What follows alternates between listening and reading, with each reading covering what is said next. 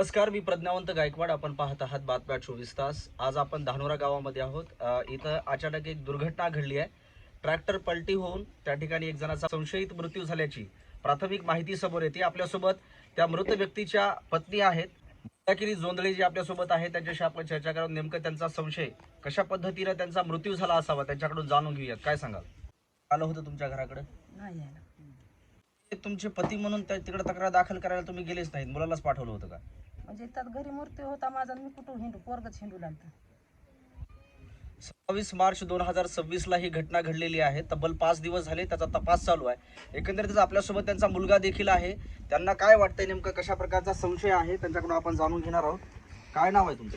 रितेश संजय जोंधळे. जे काय वाटतंय तुम्हाला, नेमकं तुमच्या वडिलांचा मृत्यू कशामुळे झाला असावा कदाचित? मला तर डाऊट येते की अपघात झालेला नाही, तो मारलेला आहे. आणि मारल्याचा उद्देश मी असा म्हणतो की ज्या माणसाने शेतात धाडलेलं आहे, त्याने तिकडं त्या शेतकऱ्याच्या वावरात धाडलं होतं. आणि माझ्या वडिलांचे काही कुरबुरी पहिले झालेल्या होत्या, त्याच्यामुळं त्याने तिकडं धाडणं आणि ती अपघात होणं, ते अपघात असं तर मला वाटत नाही. कारण मी जागेवरती जाऊन पॉईंटवरती जाऊन पॉईंट बघितलेले की त्या जागेवरती मला असं दिसून येते की ती अपघात झालं नाही, ते मारलेलं आहे. तर माझा पूर्णपणे डाऊट यांच्यावर येतो की माझ्या वडिलांचा घात केलेला आहे. अगोदर कधी भांडण झालं होतं का त्यांच्यासोबत? हां, ह्याच्या अगोदर 27 तारखेच्या वारण्याच्या अगोदर 2 दिवस अगोदर त्यांचे भांडणं चाललेले आहेत. आणि त्यांचा काय व्यवहार आहे ते 27 तारखेला सकाळी त्यांचा व्यवहार, त्यांची पत्नी आणि वडील माझे आणि त्यांनी काय व्यवहार गीतं घरी दिलता वाटतं त्यांना.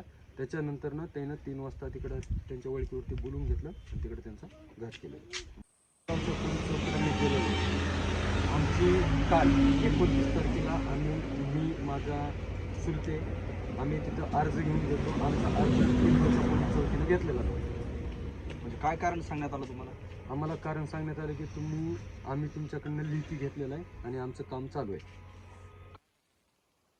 तेच कुणाच्या म्हणण्यावरती तिकडे ट्रॅक्टरला गेलते, कुणाच्या म्हणण्यावरती आणि कुणाच्या शेतात गेलते, असं आमची मधून ठाम काय सांगितलं जाते तुम्हाला? काय किती दिवसानंतर आम्ही तुमचा तपास करू असं सांगतो? मला 27 तारखेला मी बोललो होतो हॉस्पिटलमध्ये, तर त्या टायमाला मला 2 दिवसाचा टाईम दिला होता. 2 दिवसानंतरनं आम्ही 29 तारखेला तिथे गेलो. मग तिथे गेल्यानंतर आम्ही काय विचारपूस केला. मग पोलीसवाले म्हणे की आमची चौकशी चालू आहे आणि आम्ही तुमचा अर्ज आता घेऊ शकत नाही. तुमचं मेडिकल लातूरून आल्याशिवाय आम्ही पुढं तुमचा पाऊल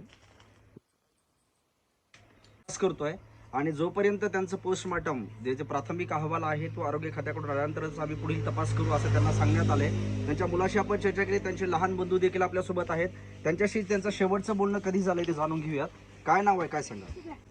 भास्कर केरवा जोंधळे. शेवटचं बोलणं तुमचं कधी झालंय दोघा भावाचं? आमच्या दोघा भावाचं बोलणं मरण्याच्या संध्याकाळी मृत्यू झाला. सकाळपासून बोलणं होतं. 2000 रुपये उचलून, तरी त्याच्यापाशी 2000 रुपये असताना तो जात नाही पैसे उचलल्यावर. त्याने पैसे असताना सुद्धा त्याला महेश पुणेने पाठवलं किंवा हा कृष्ण धैपळे हा कोळवाडीचा आहे, त्याच्या इथं कामाला पाठवले.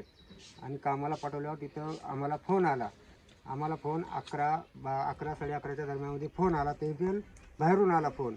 आम्ही बाहेरून फोन आल्यावर आम्ही तिथं स्पॉटवर गेलो. असं ॲक्सिडेंट झाला. ॲक्सिडेंट झाल्यावर आम्ही तिथं स्पॉटवर बघितल्यावर ते ॲक्सिडेंट वाटला नाही, घातपात आम्हाला वाटला. आम्हाला न्याय भेटावा हे समज नाही. आणि आमच्या गावातच कामं भरपूर आहे, आम्हाला तिकडे जायचा संबंधच नाही. मग त्यांना इथून काय जबरदस्ती नेण्यात आलं का? ते आता त्यांचे सिटी फोटोज काय आहे ते त्यांचे रेकॉर्डिंग तपासल्यास सगळं खुलासा होईल. धन्यवाद आपण दिलेल्या माहितीबद्दल. या ठिकाणी आरोपी जो कोणी असेल त्याला कठोरातली कठोर कारवाई झाली पाहिजे असं त्यांच्या घरच्यांचं, त्या पीडित कुटुंबियाचं म्हणणं आहे. आणि संजय जोंधळे यांना त्या ठिकाणी नेण्यात आलं असं त्यांच्याकडून सांगण्यात येत आहे. म्हणजे त्यांच्यावरती जबरदस्ती करून कुठेतरी त्यांची हत्या करण्यात आली आहे का, हा संशय देखील या पीडित कुटुंबाकडून आपल्याला व्यक्त केलेला पाहायला मिळतोय. त्यांना लवकरात लवकर जे आहे ते पोलीस प्रशासनानं तपास करून या संदर्भामध्ये न्याय मिळवून द्यायला हवा आहे. कारण त्यांचा मुलगा आहे, पीडित पत्नी देखील आहे, त्यांचा हा लहान भाऊ. तुम्ही बघू शकता कशा पद्धतीनं ही त्यांच्या घराला पीडा झालेली आहे. याच्यातून सावरण्याची ताकद देखील त्यांना देऊ आणि त्यांना तपास करून लवकरात लवकर न्याय मिळवून द्यावा ही प्रशासनाला त्यांनी विनंती केली. या संदर्भातले अपडेट्स आपण बातम्या 24 तासच्या माध्यमातून पाहिली. प्रज्ञावंत गायकवाड, बातम्या 24 तास.